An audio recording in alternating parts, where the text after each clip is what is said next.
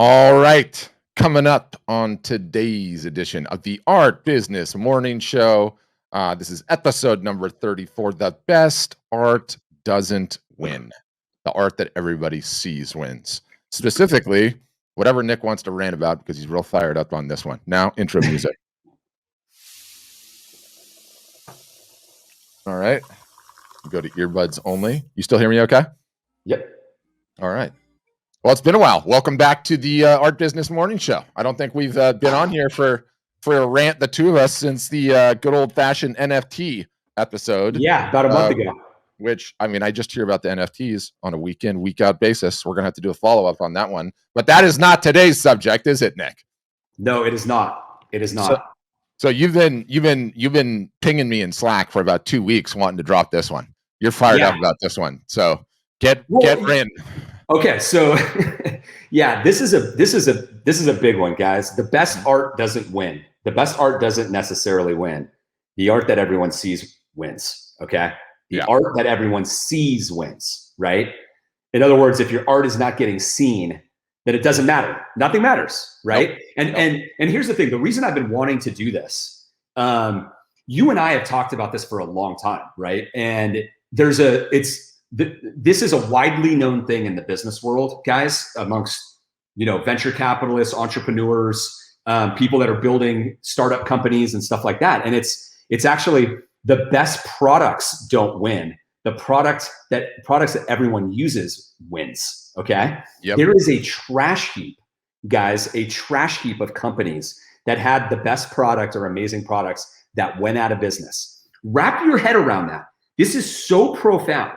So profound, okay? Because everyone thinks that if I have the best product, I'm gonna win, right? You probably think that that every company that's out there, the only ones that have won in their space are the ones that had the best product, right? Don't you guys think that? You probably do. If you didn't know that that's not the way that it works. Nobody that's in the upper echelons of business ever thinks that way, right? Because they've learned the hard way that it doesn't work, okay?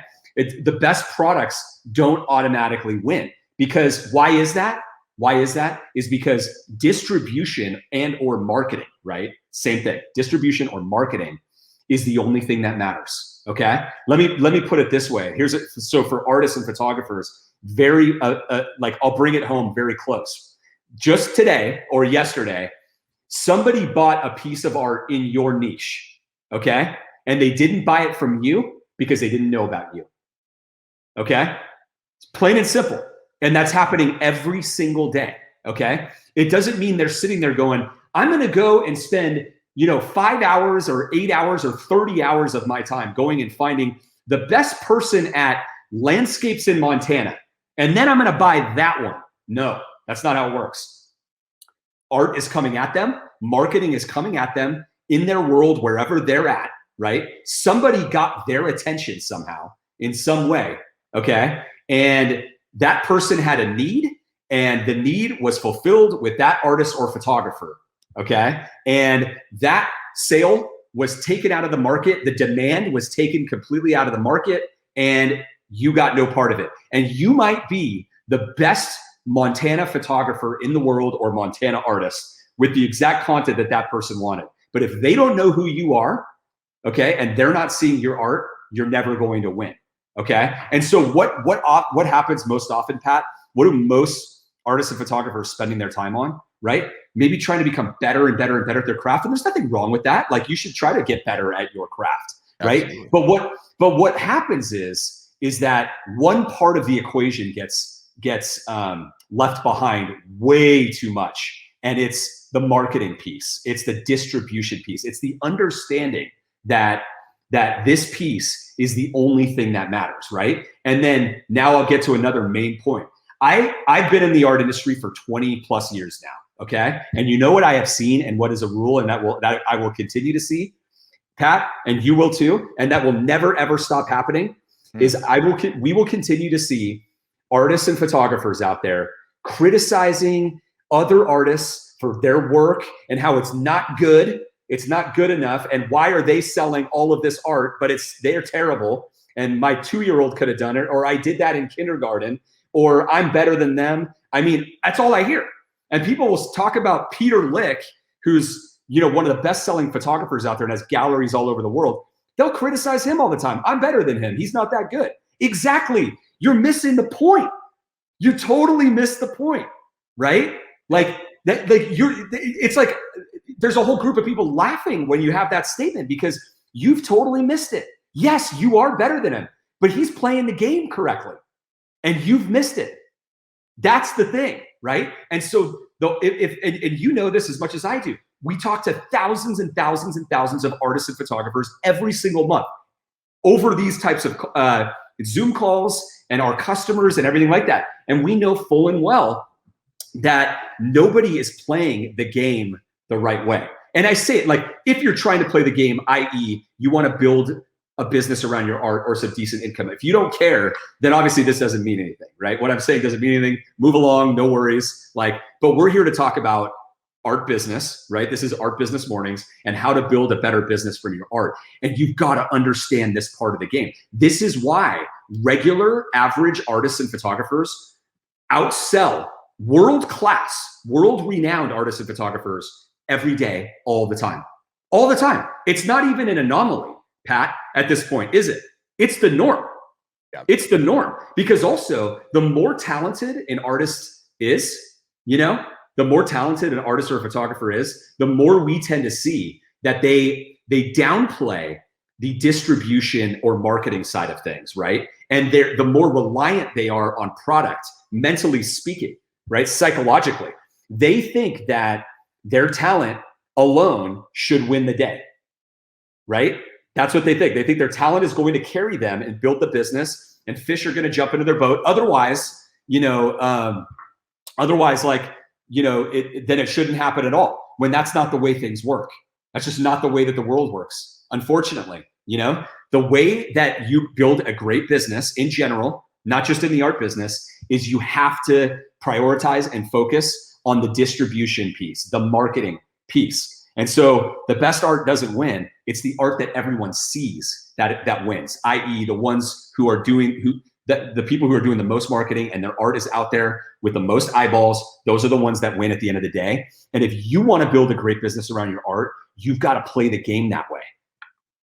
There's something inherently unfair about it, at least on the surface, right? Like, you know, is it a meritocracy? Yes, but, right? It's only a meritocracy. It is a meritocracy. Okay, how good the creations are important, right? Not that we should get involved in a game of like, is this art better than that art? Because it's all in the eye of the beholder, right? But it's really a two-stage game. There's two games to the game. There's the creation, and then there's everything else, which primarily consists of the promotion. Yep. Exactly. It's go ahead. Yeah, and like you can't hide from it. You like when you really understand this is the secret, guys. This is actually the secret behind the whole thing, is that everybody always worries about competition. Like, everybody's got an iPhone in their pocket, right? Like, how do I compete? There's a gazillion artists in the world. How do I compete? Exactly. Like, everybody out there is not focusing on distribution. They're not prioritizing marketing. We can tell you that for a fact. Nobody has as much data and research. Everybody knows it. Yeah, everybody knows it. And if you simply focus on that, okay, and you take that really seriously, and you understand, like, wait a minute, no matter how good my art is, no matter what I do with that, like, it doesn't mean that I'm going to win. I've got to build that other side of it. I got to prioritize that. You know, I've got to have a solution for that. I need to audit what I'm doing right now and go, am I really like playing this game the right way, or am I playing it the way that everybody else is that's actually starving, like 99% of the artists and photographers out there? Yeah, somebody on Instagram said you can't get motion without promotion. There you go, right? Exactly. Sums it up in one word. You know, the good news of it though, is, you know, yes, you all need attention, but what I've been blown away time and time again about recently is not all attention is equal, and it's not all down to a numeric equation, i.e. Nick has 500,000 Instagram followers and I have 1,000 Instagram followers, and he has 5,000 people on his email list and I have 500 people on my email list. that doesn't necessarily mean his business is bigger than mine, right? Like, not everything is created equal. And in marketing startup world, everybody goes back to this original essay by this guy named Kevin Kelly, entitled 1,000 True Fans. And sort of the notion of the essay is, with 1,000 true fans that really love what you do and follow you, if you can build that, you can build a sustainable business, right? And we're seeing that.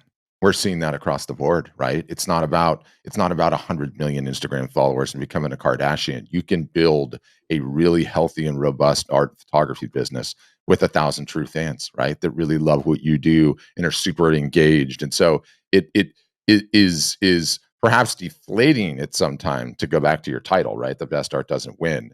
It that can be intimidating, right? Like, what? Like, so if I focused 100% of my effort on my craft, I'm not going to get there. No, not necessarily. You're not. But it's not like you have to focus 100% on your promotion and you need 100 million followers. You can do a massive amount of damage, a 6-figure a year business, with 1,000 true fans. It's completely true. And by the way, in today's day and age, in the market that we live in, as we're recording this, April 27th, 2021, digital marketing's all you got. What else is there? Yeah. What else is there right now, right? Like, I was listening to another podcast the other day, and these people are perennial art and fair show goers, right? Like, load up the van, drive across the United States, Canada, wherever the best shows are, they're going there. And it was really interesting to hear some folks that have made their living doing that for the last 20 years, breaking down some of the mechanics of booth fees and the travel fees and the hotel fees and what they need to make back on a show. And the fact that all of the shows and fairs, like, their income is down, right? And if their income is down, guess what they're not doing? They're not promoting their own shows, right? So you're showing up with the similar booth fee, the 30, 40, 50, maybe if you're lucky, 60, 70% attendance of what it's been years previous. Those things don't pencil, right? The galleries, over half of them are closed. The ones that are, we are starting to hear some ridiculous stories about the renegotiation of splits. Sorry, we can't do a 50-50 right now.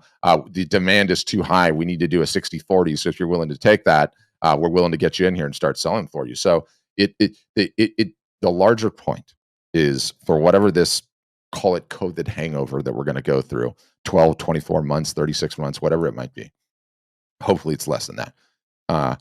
Digital marketing is the only thing you got. There's nothing else you can do to get your name out there. I mean, maybe some hacky stuff on the fringes, but for most folks that are listening to this, like, you have to start embracing the promotion. You have to start embracing the digital marketing. You have to understand the distribution channels out there and how to go and get them. It's critical. Yeah, and I think the other thing too is, like, when you look at a statement like this, like, the best art doesn't win, the art that everyone sees wins. It should inform your priorities. If you start with that and you work backwards, Pat, how different does it make you think about the way that you run your business as he walks away, right? Right as he walks away. But it should make you think. It should make you think differently about your business every day, right? So, like, for example, if the art that everyone sees wins, right, and not just the most talented art, then you've got to think about like, what type of art you're creating that's actually going to get. I'm getting an echo on your end. Yeah, it should be fixed. Okay. Yeah. So you want to think about the art that you're creating, and is it going to get the distribution? Like, is it going to get the shares? Is it going to get the attention? Is it going to get far enough to get the eyeballs, the requisite eyeballs, that is needed to actually, like, build the type of a business that you want, And so if you start with this and then you work backwards, it changes everything. It's changed everything for me in my career, because as I built companies over the years, I've always thought, like, the best product wins. The best product wins. That's all that matters. When you get the best product, you get the distribution, and the distribution's easy. And that is the biggest lie ever. It's the wrong information. And I don't want any of you guys to think that way, that it's just a matter of creating that one piece of art or that two pieces of art or whatever it is, and that's going to take you to the promised land. It doesn't work that way. Like, there's a lot of talk about Facebook. And so, since everybody's on Facebook, that's listening to this for the most part. Like, people talk about how there were a lot of social networks at the same time as Facebook, and some of them had better UIs and design and all that stuff. But guess what? Facebook had the distribution. They figured it out faster and all of that. And you remember just recently, Facebook did like a design facelift on their like their user interface, right? But it was lagging for years, you know? I mean, it hadn't changed, and you know, in terms of design standards, it was way behind. Didn't matter. Didn't stop them from becoming a $300 billion company or whatever it is. Yeah. So you know, and there are examples after examples after examples, right? So it's an important thing to think about as like your first step. Like, okay, wait, if that's how it works, how am I going to approach the next piece that I create? Because you might actually create something different than you might have otherwise just thought up.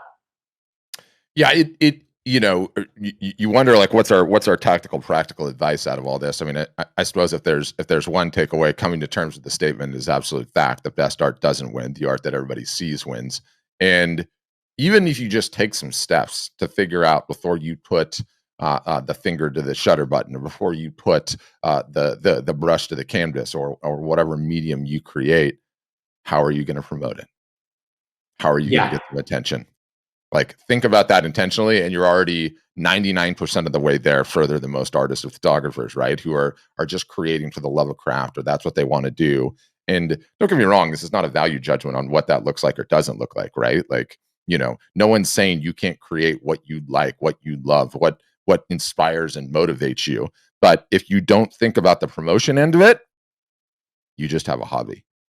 Yeah, you're going to have a tough time building a business. You just have a hobby, right? Like, you know, you and I feel like I always get drawn into the, you know, the being a musician and selling out argument, which was like such a thing when we were kids, right? Like, you know, who do we used to listen to when we were kids and love, like NoFX, and it's like, no, they're never going to sell out. They're not going to sell out. They're going to do things until their they way, do. right? And yeah, until they do. It's like, at a point, you got to have to make a value judgment about whether or not you want to eat and sustain your family based on the craft that you love.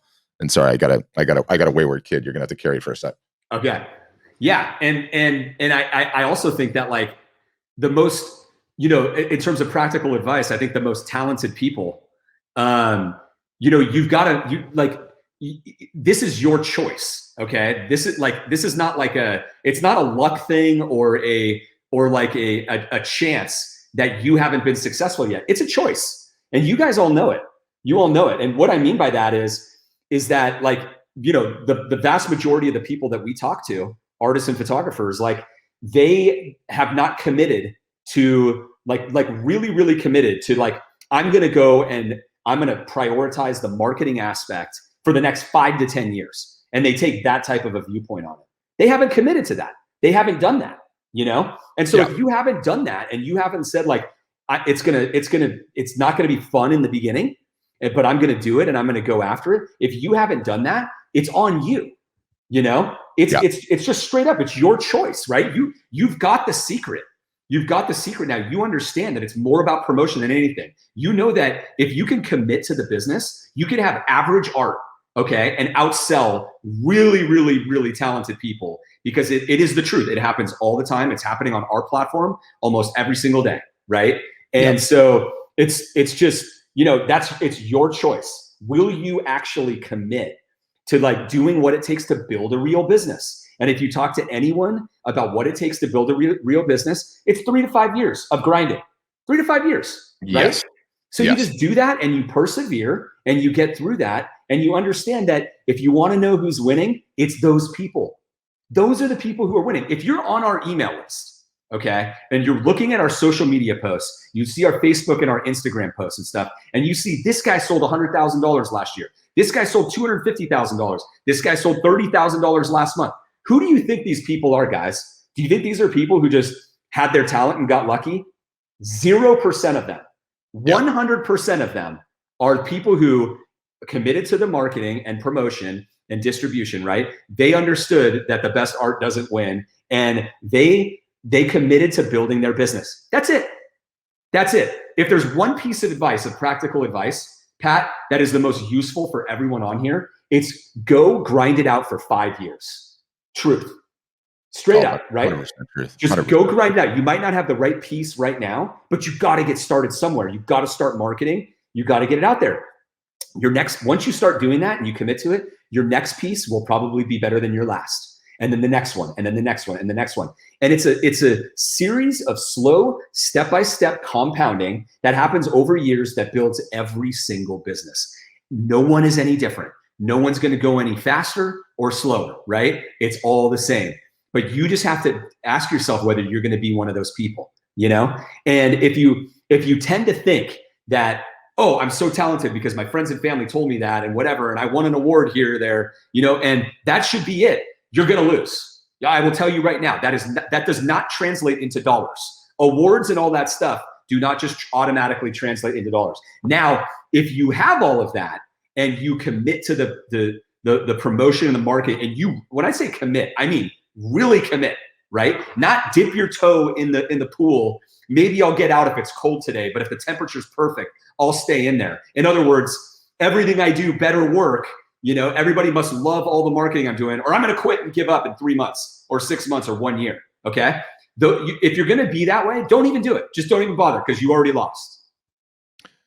Yeah. You know, what's so interesting too, is like, I feel like a broken record on these things, because all I ever do all day is just cite the fact that I can see on my camera that my wife is coming home, by the way, which means my wayward child will now be sorted. Week in, week out, there are people coming onto the art business workshops that are 70 years old, that are 75 years old, and they're talking about, okay, well, what do I need to do? What's the next step? Like, what do I need to start working on? And they're doing How do I get plugged into my marketing? But it's not just that. It's like, understand the perspective. You guys do not have midlife crises.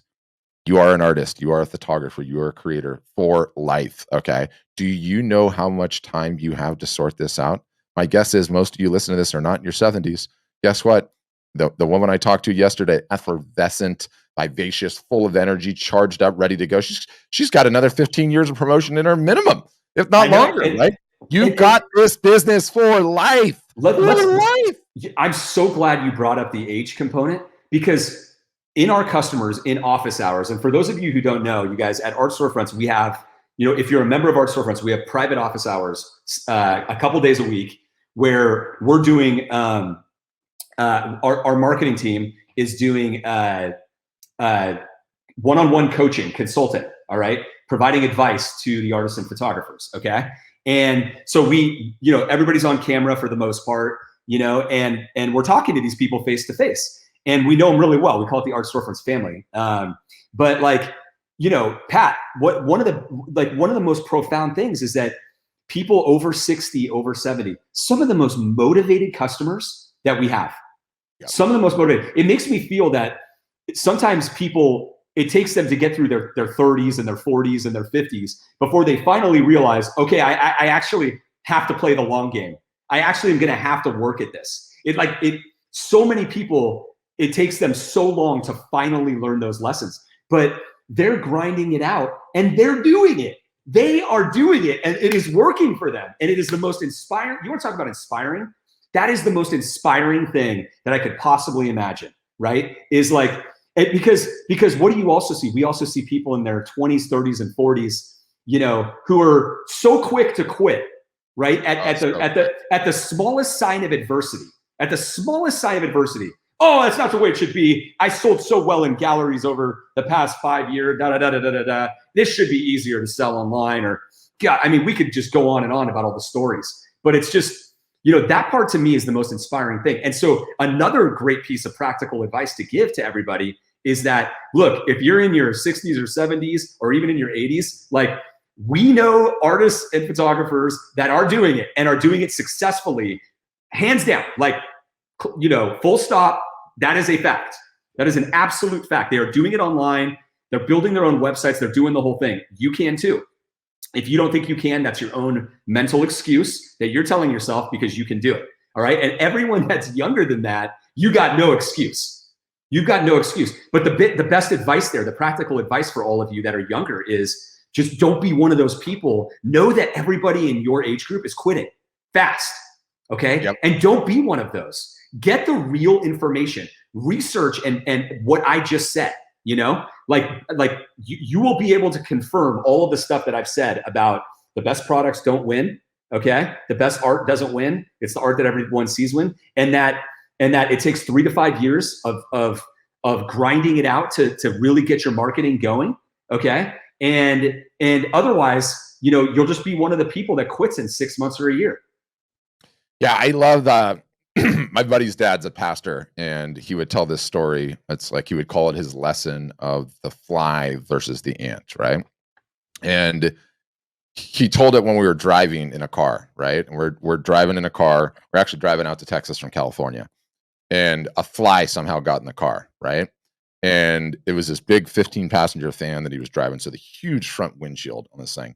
And the fly is trying to escape. And what does the fly do? It just keeps going whack into the windshield, right? Hitting the window, whack, trying to escape into the windshield, whack. And then eventually would just peter out and like sit there and potentially die. And it just kept whacking its head against the windshield, whacking its head against the windshield, whacking its head against the windshield. And I think a lot of artists do that, right? And the whacking the head against the windshield is you try one particular thing and it doesn't really sell that well. And you get the pangs of self-doubt. And am I even a good enough artist? Do I even have any talent? Is this a BS career? Was my dad right? I should have become a doctor or a lawyer, right? Whack, whack, all those pangs of self-doubt. The ant, on the other hand, I don't know if you've ever can go back to your childhood days when you used to molest ants, right? And torture them with everything else. If you break the long line of an ant, right? So it's got something that it can't really go over. What do? They just go right around. They just go right around, right? Like if you put a big boulder in the way or whatever, the ants are just they figure it out and they just go right around. They just take another route. And I go back to Picasso. I always talk about Picasso. When he died, he had 45,000 pieces in his inventory. Do you know what happened? Some of those pieces nobody wanted. Nobody wanted. And so did he quit? Did he whack himself into the windshield 6 times and fall down on the ground? No, he was an ant. He just went right around to the next thing, right? And kept trying new things and new things and new things and figuring out interesting distribution angles. And is this a new form of work that people actually want and that will actually buy? And there you go. It's as clear as that, right? Yeah. And you just have to keep going. Paul Graham, who is, a billionaire entrepreneur, really famous. He started this group called Y Combinator up in Silicon Valley, right? And it's a for those of you who don't know, it's like it is the top like accelerator firm, right? Which they fund early stage companies, okay, soft tech companies usually, and incubators. Incubator, and they like a ton of big names have come out of there. Most recently, Coinbase, right? Yeah. He was asked, and he ended up writing he wrote a blog post on this, but out of all of the startups that they've seen for the last like 15 years that have gone through there, right? Airbnb, Uber, like all these big names that what is the number one factor in entrepreneurs that has determined their success? And he was asked to boil it down to one quality, and you know what it was? Grit, perseverance. Okay, yeah. Perseverance. Okay, and what he specifically said was that most entrepreneurs, they quit too early, and the other ones, they don't. They keep going. They keep going. And so the lesson there is, if it's not working for you, that's okay. Just keep going. Just get one step better every day. Okay, every month. If you're getting a little bit better every month, okay, your trajectory is getting better. And you keep going. If your marketing isn't working, make it a little better. Do something different today.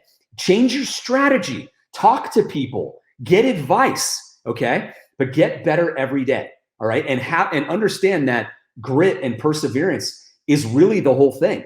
And I think that this is the most important part about it. Is what he said is that what they've noticed over the years is, if you have the grit and the perseverance, what ends up happening is that you're at it for a longer time frame. And you know what happens in that time frame? Luck. You've increased the surface area of the time, okay, that you're after it, to where luck can happen, where a big collector, a big win, a hotel, some sort of a big job, you're increasing the odds of luck happening when you're at it for a longer period of time. And the people that have the grit and the perseverance that keep just going and getting better, guess what happens? They get luckier. They're luckier, And the saying, like, don't hang out with unlucky people. Don't hang out with unlucky people. Yeah.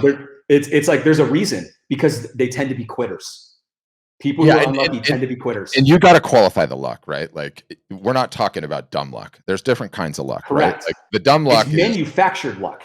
yes, the dumb luck is that you walk in and you won the lotto, right? Like, you bought a lottery ticket, or you found a lottery ticket that fell out of someone's pocket and ended up being the winner. That's dumb luck, okay? The odds of that are Mickey Mouse ridiculously low. Pat, There's out of 5,000, art storefronts, artists and photographers, how many do we know that have had dumb luck like that? yeah, I can't maybe. name one. Yeah, maybe. I'm sure there's one or two because of I'm odds, sure there is, but out of how long we've been doing this, I can't name one. yeah, there's But go another on. there's another kind of luck, and that's the luck that comes out of execution, right?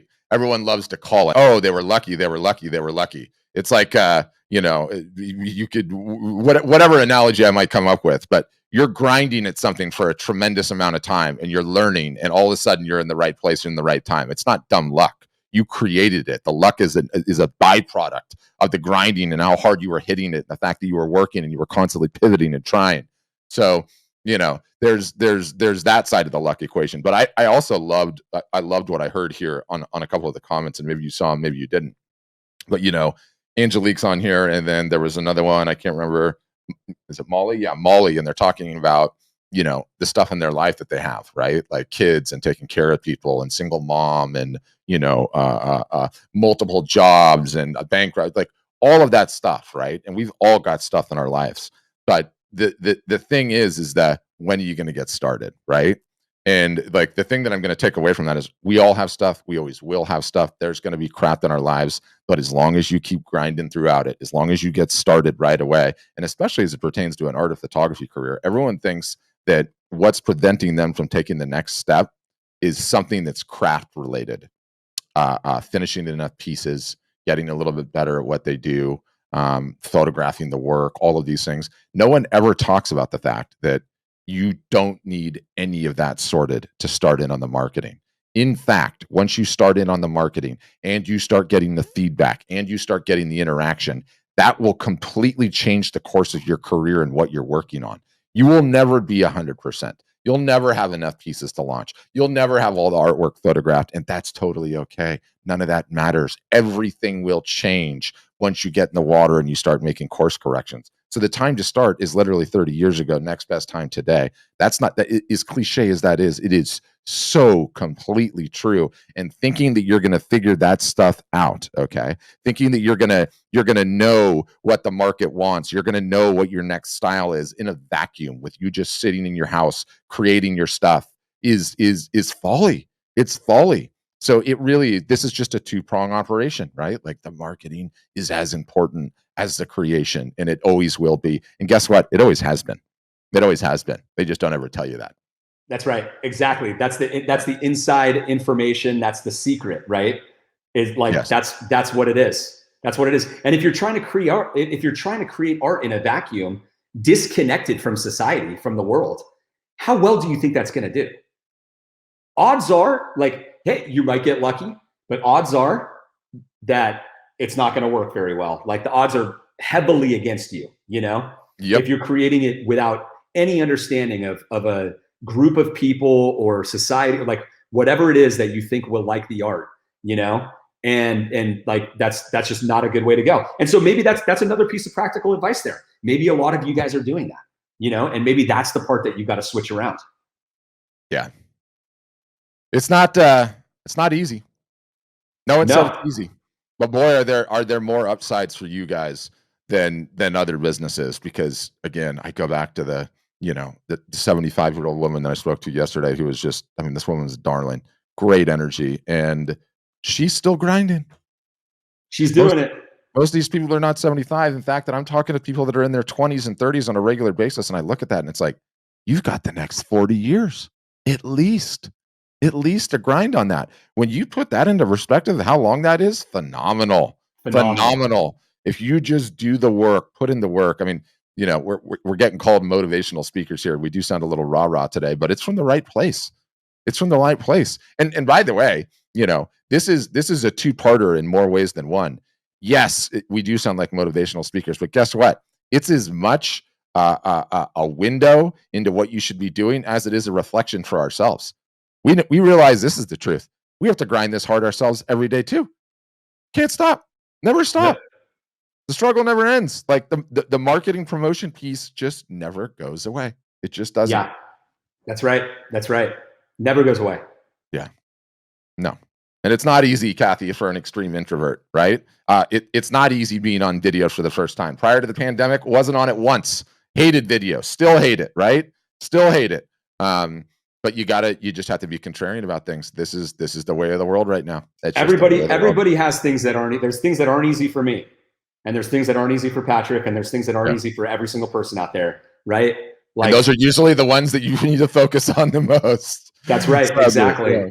They are what they are. We all have our own problems, and we all have our own, things that are not easy. But be careful pointing those out, because you're convincing yourself. You're convincing yourself even more that that's your problem, rather than, you know what? How am I going to get around this, and how am I going to do this? That's right. That's right.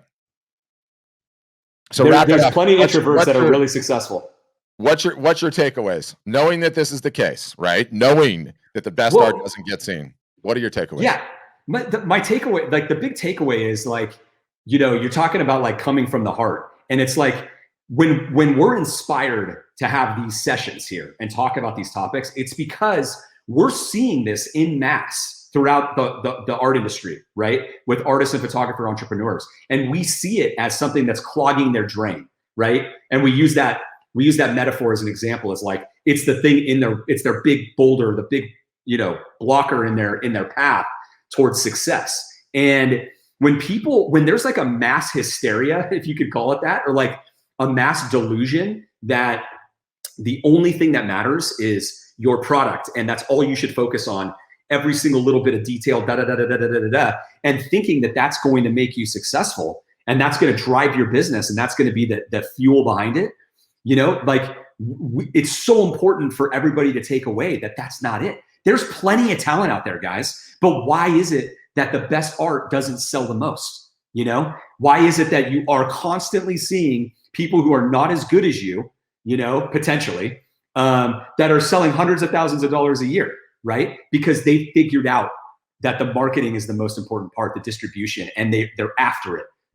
They're starting with that and they're working backwards. So that's the big takeaway is take a moment to think about this. Like, are you constantly, like, what do you think? Like, did you walk into this thinking that the best products win? Like if that's the case, I used to think that way. Changed my life to actually flip that around and go, wow, I didn't realize that. How many times have I bought a product and I didn't realize that there was a better product out there, and I regretted the product I bought, but I didn't know about the other product. I just didn't know about it, and that company lost, and so did I, because I got the worst product. Yep. Gotta hit it when that happens. I know. But it happens. Yeah, it does. So get your art out there. Focus on the distribution. If it's not working, do something different.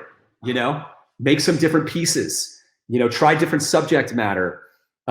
Get some better advice. Find people who are doing things that are working and follow what they're doing. Right? Get a better strategy. But you got to solve this piece. If you're going to be an artist or a photographer, and you're going to be doing this for the next 3, 5, 10, 20 years, like, what to do.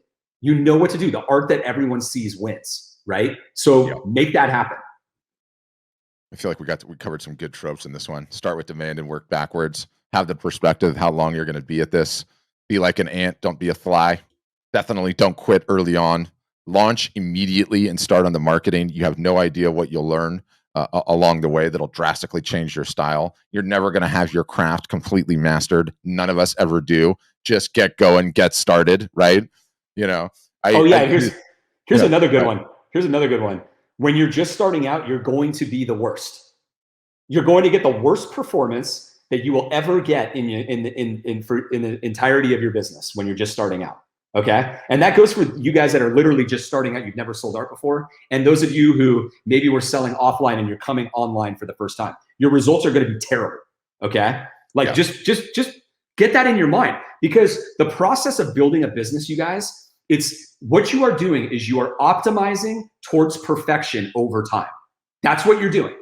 Okay. Every day you're getting better. You're getting more. The business is going from being very, very imperfect you don't really understand who your collectors are, who your target audience is, what subject matter you should focus on. So you have to start somewhere, but then you're trying to get step by step better and better and better every day.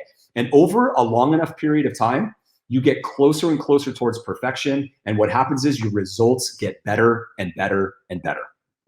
Yep. It gets easier, especially when you own your own attention. That's for sure.